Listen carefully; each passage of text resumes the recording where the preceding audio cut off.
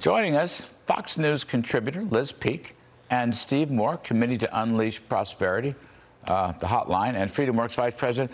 Okay, kids, I need some help because I have an environmental justice review board in this infrastructure. And I'll begin with you, Steve Forrest, because I know you're a big fan of this infrastructure package.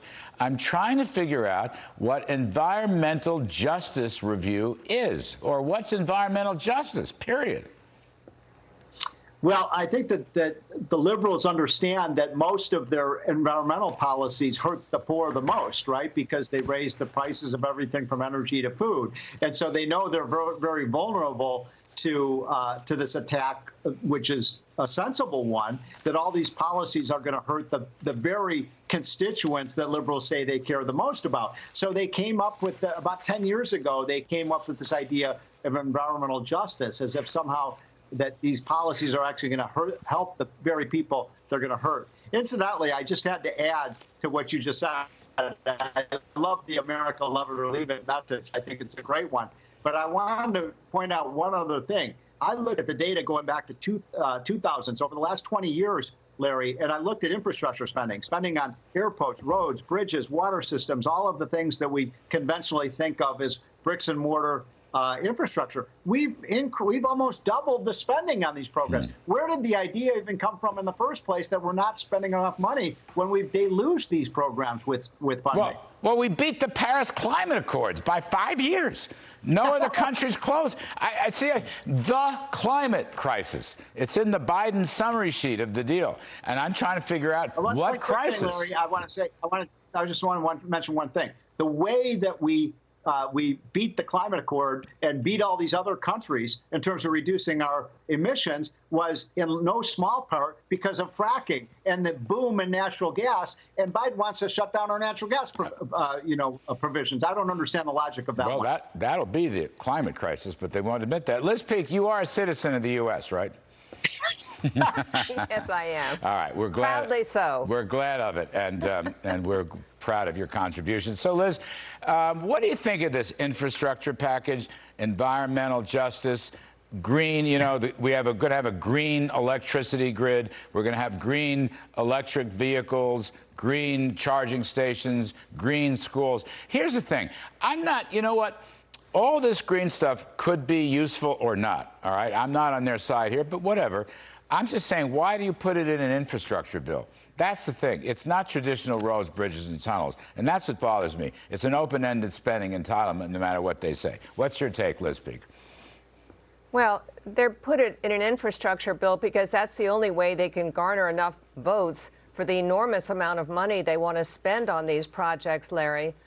We all know that these are projects that are going to raise the cost of electricity, as Steve just said, which is really detrimental to lower-income Americans. You can throw all kinds of subsidies in the mix and all kinds of giveaways to make it invisible. But the truth is, this is high-cost power. And one of the great advantages the United States has is copious amounts of cheap fuel. Natural gas is incredibly inexpensive. Coal is obviously unbelievably inexpensive. None of our major rivals have that opportunity to basically lower costs, particularly for companies like chemical manufacturers and other companies that rely on hydrocarbons. This is a huge competitive advantage, which the Biden administration wants to throw away. I find it so offensive, particularly as we've seen in recent years how advantageous it is to become basically independent of relying on Mideast oil. That's an incredible accomplishment, and we should keep it going, not sideline fossil fuel development in this country as Biden wants to do. See, Steve Moore, it's a very important point I think Liz is making. Just in terms of basic economics, the cost of power is going to go way up, whether it's electricity or gasoline or what. It's all going to go way up. Who's going to be hurt the most? Middle class, lower income people, right? They're not going to hurt rich people because they're rich. It's going to hurt blue collar people, lower middle income people, and poor people, right? Electricity and power will no longer be cheap. Yeah. So, but there's one group of people for whom power costs are going to go down, and that's people who buy Teslas, because those $100,000 Teslas, and not too many poor people are buying those. They're under this plan. They're going to get free power. We're going to have these charging stations for Tesla paid for by taxpayers all over the country, giving people free power. I don't know, but maybe I'll have to go out and buy one of these cars because they're going to let me fuel it up for free. Larry, I don't remember the United States government building gasoline stations all around the country so people could fuel up their Fords and their Chevys and so on. But another point that's really important on this is that under Trump, you know this, but a lot of people don't realize it. Under Trump, in the last month he was in office, we imported no oil and no gas on net from Saudi Arabia. We finally achieved energy independence, something we tried to do for 50 years, and now Biden is shutting down our domestic energy supply. I don't understand the logic of it. See, Liz, back to your point.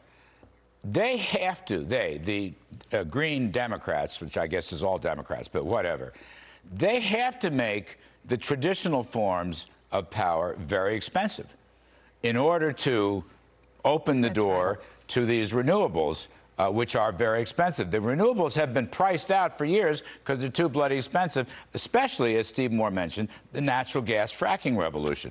So this is the sort of backdoor way. They don't say that, but it's essential. They have to make it as expensive as possible. Otherwise, nobody's going to buy it. Well, that's what you've seen in California, Larry. And one of the reasons that California has the highest cost of living in the United States is because their electricity and power costs are 30 to 50% higher than any other state. And the reason for that, remember, California historically was a big oil producing state. The reason is because they've decided to really pitch their tent with the renewable camp.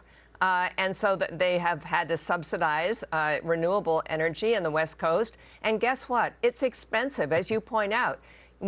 Solar, the price of solar has come down. Why? Because we buy cheap solar panels from China. Now, there's a really terrific solution to our energy problems. Wind turbines, which Biden is all in on, very expensive power, particularly offshore wind turbines. This is not something that's going to help the country overall. But, Larry, I just want to point out, there's an article out critical of the infrastructure bill because it spends too much on motorized transportation, whether it's rail or cars, electric cars or whatever. They want people to ride bicycles and walk. Yes. So I guess we should be happy. Yes, it could have been worse. That at least we're not relegating all of America to bike paths and to walking paths. Well, you're absolutely right. We dodged the bullet. Look, Buttigieg, the transportation secretary, has said, I mean, we quoted him many months ago. He said, I'm not a road guy. They don't want to build roads because roads mean cars, and cars mean combustion engines, and combustion engines mean fossil fuels, and that's all horrible. Steve Moore, I want to give you the last shot at this. There are two other conditions in the Biden summary of this bill, besides the climate crisis that we can't find. Good-paying union jobs, and my favorite one now, economic equity. Okay, well, maybe you can help us on that.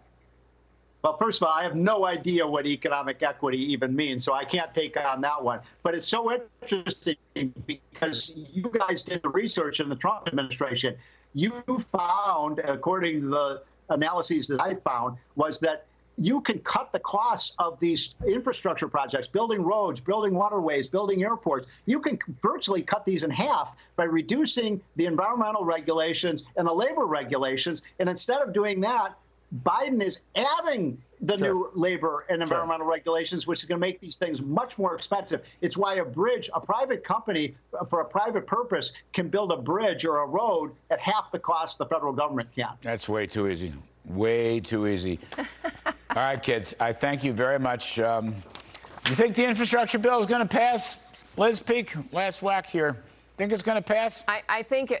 I think it will, and it's greatly disappointing because of all the things we've just talked about. Yep, that's it. You're exactly right. And shame on any Republican who votes for this bill. I know, Larry, you've been a little soft on it, but I think this is one of the worst bills. It's a political. They're dancing a jig over at the White House. That 17 Republicans voted for this. Do I sound soft in this segment? Do I sound soft? You're a little soft on him. Okay. Look, Donald Trump wanted $1 trillion infrastructure package. He didn't want this one, but he wanted $1 trillion infrastructure package. But this is not exactly the one. Liz Peek, citizen of the United States. It's wonderful to see you. Steve Moore, another citizen of the United States. I'm Larry Kudlow. I'm a citizen of the United States.